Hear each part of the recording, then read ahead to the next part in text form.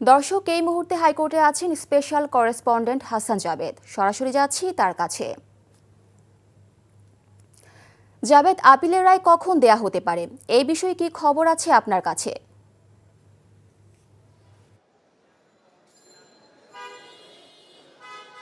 মিলি, বুয়েট শিক্ষার্থী যে আবরার ফাহাদ হত্যা মামলার আজকে হাইকোর্টের যে আপিলটি করেছিল সে আপিলের রায় ঘোষণা করা হবে, অর্থাৎ 10:30টার পরে কিন্তু আদালত বসবে, তারপর রায় ঘোষণা হবে এবং এটা কিন্তু আজকে 1 নম্বর লিস্টে আছে রায়ের জন্য।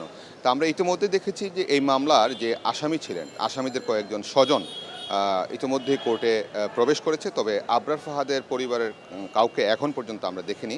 নিশ্চয়ই রায়ের সময় হয়তো তারা আসবেন। তো আমরা আইনজীবীদের সাথে কথা বলেছিলাম, তারা যেটি বলছেন 10:30টার পরে রায় দিবে। এই ঈদে জামা জুতো অ্যাক্সেসরিজের ডিসকাউন্ট।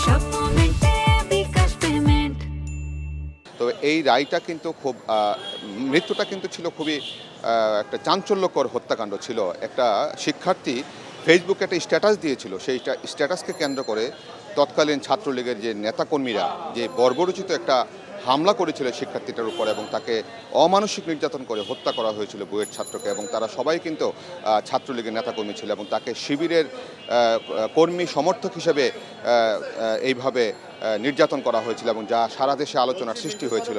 এবং এই মামলাটা হয়েছিল 2019 সালে হত্যা হওয়ার পর তার বাবা মামলা করেছিল এবং 2021 সালে কিন্তু রায় দিয়েছিল বিচারিক আদালত, অর্থাৎ দ্রুত বিচার ট্রাইব্যুনাল।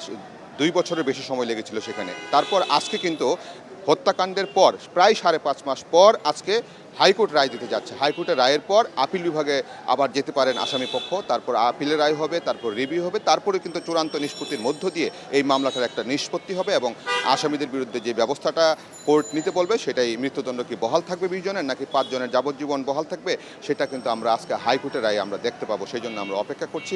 আর এই মামলায় 4 জন আসামি কিন্তু পলাতক আছেন, তার মধ্যে মৃত্যুদণ্ডপ্রাপ্ত আসামি জেমি 5ই আগস্টের পর 6ই আগস্ট কেন্দ্রীয় কারাগার কাশিমপুর থেকে কিন্তু পালিয়ে যায় অন্যান্য কয়েদিদের সাথে। এই হচ্ছে আজকে সর্বশেষ।